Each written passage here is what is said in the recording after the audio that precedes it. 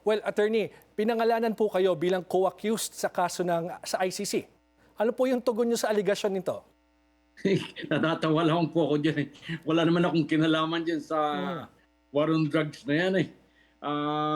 As a matter of fact, yung charge sa aking extrajudicial killing, wala pong katotohanan yan. Kailanman ay hindi ako nagtangka na makilahok dyan sa kung mayroon mang extrajudicial killing na yan.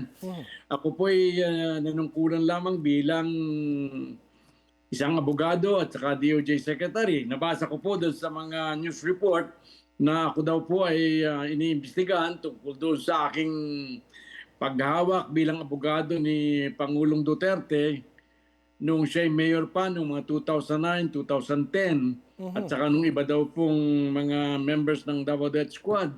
Alam po ninyo, yung pagiging abogado, yan po ang profession ko. Hindi ko maaaring tanggihan yan at abogado lamang po tayo.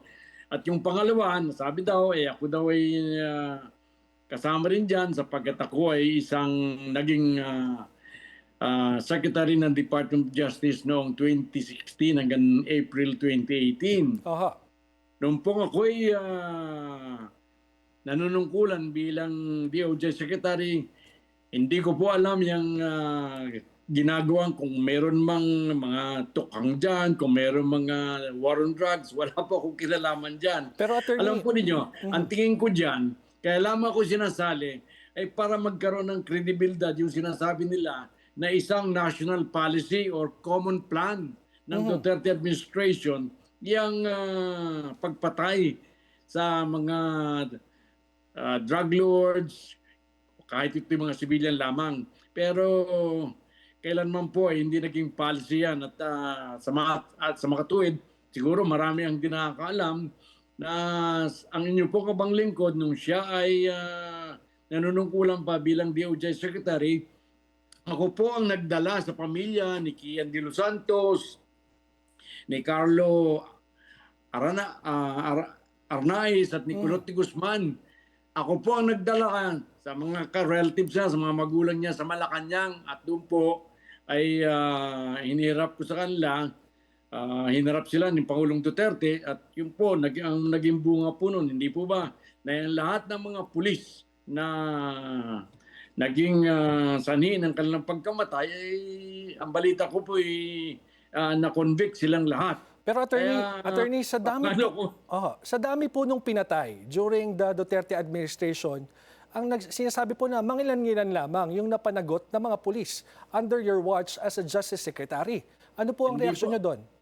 Ang Justice Secretary po ay hindi nanungkulan bilang magpapatupad ng criminal law. Ang akin lamang po ay panguluhan o pamunuan ng Department of Justice. Hindi ko po sakop yung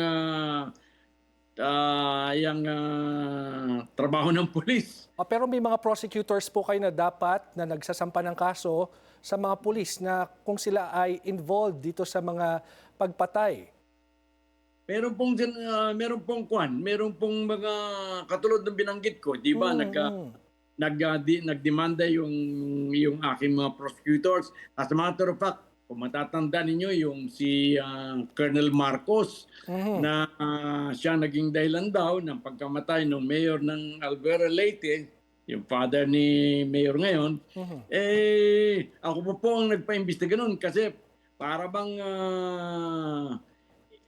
yung kanyang ang pagkamatay ni mayor noon ay parang babaliwalain lang o parang yung hindi po prosecute. Dinirekta ko po sa record yan, ang NBI. Sabi ko, ako hindi niniwala na dapat ganyan-ganyan lamang. Sabi ko, imbestigahan ninyo, tingnan ninyo kung anong katotohanan dito. As a matter of fact, inimbestigahan niya ng NBI during my watch. And I think the recommendation is to prosecute Colonel Marcos Now, at that time. Attorney Vitt, kaakibat ng paglabas ng inyong pangalan bilang co-accused ay yung posibleng paglabas ng warrant of arrest laban sa inyo. Ano po yung plano ninyo at papaano nyo po ito haharapin? Una-una po, hindi ako natatakot dyan sapagkat tulad ng sabi ko na ako yung interview ni Miss Pinky Webb sa kanyang on point, wala akong kasalanan dyan. Hindi man lang hindi ko yan kinatatakutan. Ikalawa, wala akong magagawa dyan. Kung talagang ako'y arestuhin, nandito lang ako. Hindi ako maaaring magtago sapagkat ako'y naghahanap buhay. Pag ako'y nagtago, walang maghahanap buhay sa pamilya ko. Kaya nandito lang ako. I'm going to face anything. Ang sana lang, ang hiling ko, ay yung maging malinaw na kung anong basihan, kung ano ang patakaran tungkol dito sa warrant of arrest na i-issue ng ICC. Sapagkat sa ngayon ay hindi pa masyadong malinaw.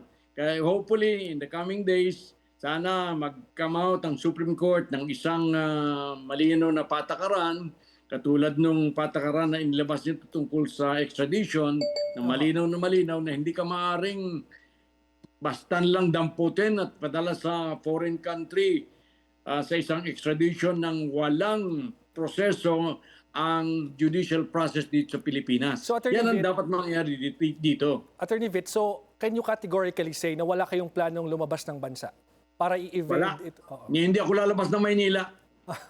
Tuloy-tuloy lang ako I'm practicing my law. Kasi after my stint sa DOJ, sa Napolcom, I have to work kasi I have some grandchildren to help. Meron pa akong kaunting kuhan, pero I really hate to be idle. I really hate to retire muna. Hindi muna ako mag-retire. Nandito lang ako, nagpa-practice. Attorney Vitt, siguro yung mensahe nyo na lamang doon sa mga pamilya ng biktima ng war on drugs na naniniwala na wala silang hustisyang nakamit nung kayo ay Justice Secretary. Hindi po totoo yan. At saka hindi dapat yan ibentang si Justice Secretary. Ang Justice Secretary po, kung yung merong idudulog sa amin na malakas ang ebidensya, ay sigurado maakto yung aming mga piskal. Ang problem po ay kayo rin nagsasabi dyan, na sinasabi nyo dyan na yung mga pulis ay wala namang ebidensyang pinoprosecute. Ay hindi namin po kanyon, hindi namin yun katungkulan. Ang katungkulan namin, isubmit ninyo, magkain kayo ng demanda sa aking departamento at yan ay aaksyonan nung panahon yun. At yan po ang nangyari noon. Nung panahon ko, walang nangyari na dinismiss porque kahit may ebidensya, yun ay na-dismiss porque walang ebidensya. Okay, maraming salamat po, former Justice Secretary Vitaliano Aguirre. Thank you, Sarge.